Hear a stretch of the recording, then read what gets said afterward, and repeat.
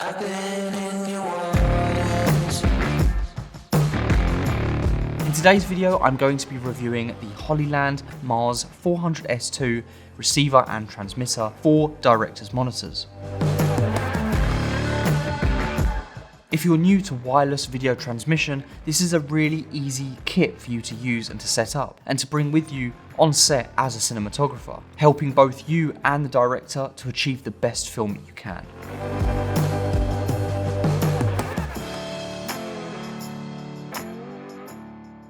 The Hollyland Mars 400S2 is around 4 years old, at least the time of making this review, and I believe that the original price was £400, but I managed to get it on an Amazon sale for only £270. And I know that still sounds quite expensive, but £270 for a HDMI and SDI receiver and transmitter is a very good price. Because these devices have both HDMI and SDI output and inputs, it means they are future-proof. Down the line, if you change your camera or change your monitor from HDMI to SDI or SDI to HDMI, you're going to be covered because of the ability to have a SDI and HDMI input and output. Yes, they only have one HDMI and one SDI, but again, when you factor in the price point, stuff like that you can overlook. Something that I really like about the Hollyland Mars, the fact that you can output an SDI signal and then input an HDMI signal separately. A great example of this is the setup that we have now currently. The camera is outputting an SDI signal into the transmitter, and the receiver is inputting an HDMI signal into the monitor. So you don't have to do one or the other, you can do both. If you're new to video transmission like myself, it can be quite intimidating in how to set it up. But in actual fact, these things are really simple to set up. You simply turn them on, power them up, and set it to the correct channel. And if you've set it to the correct channel before, simply turn them on and they will automatically be connected. And on both devices, they have a clear indication on which one is the receiver and which one is transmitting, by having it written on the device themselves and very clearly color-coded. And something that I really do like is with the Hollyland app, you can connect to 2 other smart devices as well as the director's monitor. I think that is an incredible feature to have, especially at this price point. The fact that you can transmit to 2 other smart devices, this would be extremely useful for the first AD and the first AC, for example. These things are really light, which I really appreciate, especially when you're mounting it onto a camera. You don't want to add, or at least you want to avoid adding extra weight onto your camera. And the same could be said for the director's monitor. You don't want to be adding unnecessary weight. But I'm happy to report that these things are incredibly light, and you really can't feel the difference when you equip them on and off. You can feel them, however, when you start adding batteries onto these devices. I feel like when you add the battery onto the back of these, it creates a very uneven, back-heavy device, which is quite awkward. There are 3 ways you can power these devices. First being the NPF batteries that I mentioned before. Option 2 is the main power supply, which is the DC inputs that you've got on both devices. Option number 3 is the USB-C. This is a really good alternative way to power the devices, and the main way that I use to power these devices, simply because I have the batteries already on the director's monitor and I already have a big battery on the back of my main camera.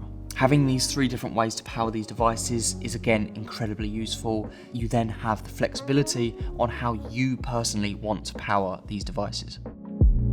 When it comes to distance, I haven't really stress tested these devices too much, to be honest, but what I can say is I was shooting a scene outside of someone's house and the director's monitor was in the living room and there was absolutely no problems, no latency or anything like that. So I think it is very safe to say that there is some fair distance. And when it comes to the shooting situation, there was as well obviously a wall blocking us. So the fact that the signal could bounce through a wall at a fairly decent distance, I think is really good. The same can be said about its latency. And if you don't know, latency is the distance time that the signal from the transmission hits the receiver. And you can even see on this device, on this shot here, the difference in latency. You can see that there is absolutely no latency throughout this video. I'm now going to move on to how I specifically rig this device to both the camera and the monitor. This is going to be quite specific to the PYXIS 6K, but it can be used on any PYXIS body and any similar camera. But of course it can apply to any other camera with a HDMI or SDI output and input. Same with the monitor, HDMI output and input, the same does apply. I have a shoe mount attached to the side here. I then use the back V-Lock battery to plug directly into the USB-C on the transmission. By using this setup, I don't have to rely on a battery on the back of the transmission, adding weight to the camera. The back V-Lock simply powers both the device and the camera, making it so much easier to use. And again, the location of the transmitter is at a really convenient location because it's very close to the SDI. And I primarily use the SDI on this camera to output the signal to a director's monitor. You can actually change what information is being put out into the SDI signal. And in this case, I've changed it to a director's information, giving you the time code, the LUT, the take, the scene, and the camera operator. This way you can take all of the camera information like focus assist, false color, you can take it off of the SDI signal, giving your director a really clean feed or a customizable feed. So the way that I set it up is the USB-C output is an operator's feed, so the PYXIS monitor, a way for me as the cinematographer to change the settings within the camera. And I use the SDI to portray director's information. Again, it is very customizable, but I think that the PYXIS is designed for that workflow. Moving on to how I design the director's monitor, I think a 5-inch monitor might be a bit too small, especially for a director's monitor. And you might have crew gathered around. They're all gathered around this 5-inch monitor. For me, might be a bit too small. Still works, but in my opinion, I would much prefer to go with a 7-inch monitor. A 7-inch monitor isn't too big, not too small. It's still big enough that you can see the image really clearly, whilst at the same time being able to walk around and showing people the frame, and it's not too much of a burden on the director. But I have a knit cage around the monitor, which gives me a lot of mounting options. This is especially useful when you want to attach the side handles, especially made for this cage. As you can see, these handles, they do two things. Allow the director to walk around set without clinging onto the monitor itself, because that would be really, really weird.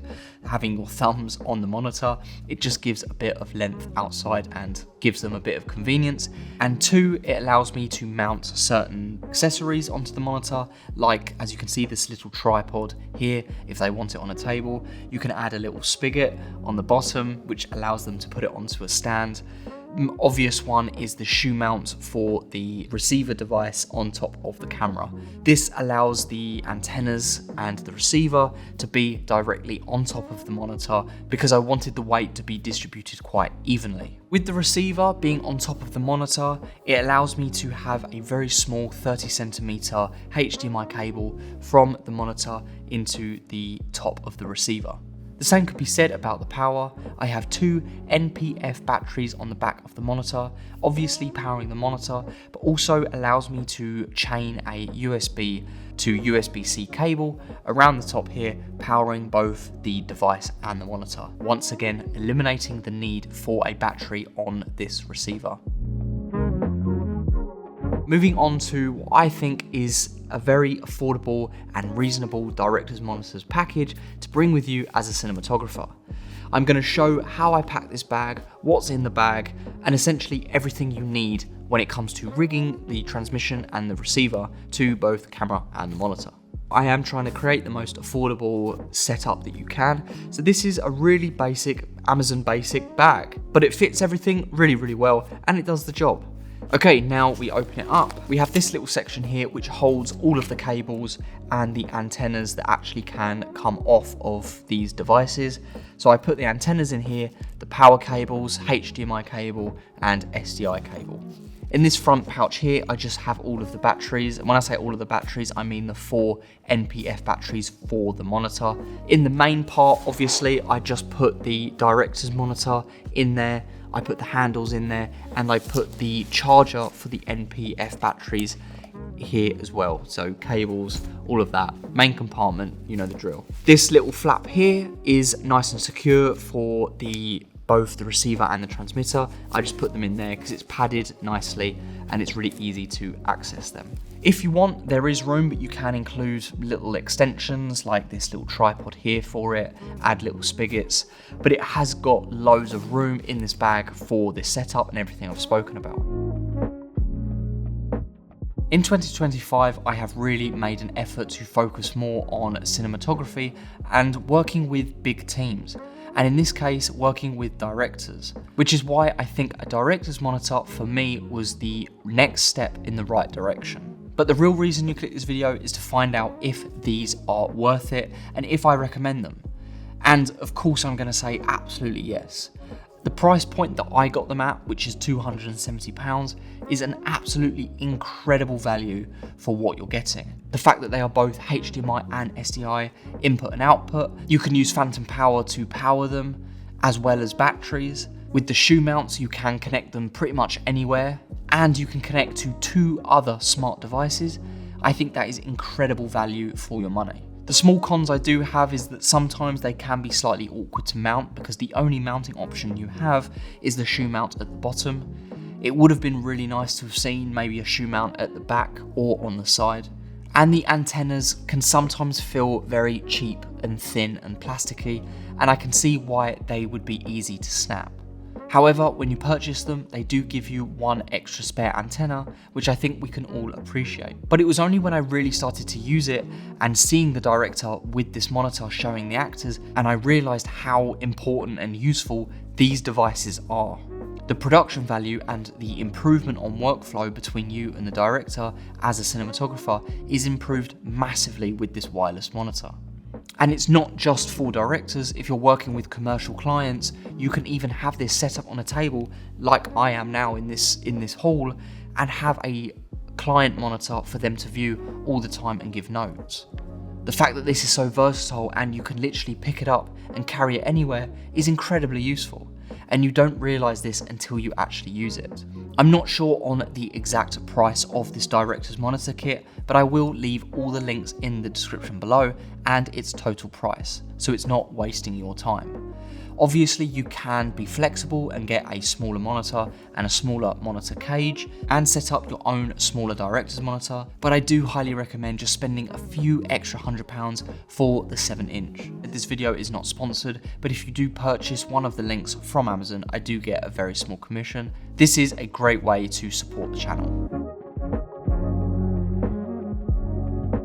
A massive thank you to Catherine and her incredible team with working on this project with me. I will link the film in the description of this video once it's released. And thank you to everyone who helped me with the behind the scenes footage. That's everything for this review. Hope you guys enjoyed, and I'll see you in the next one.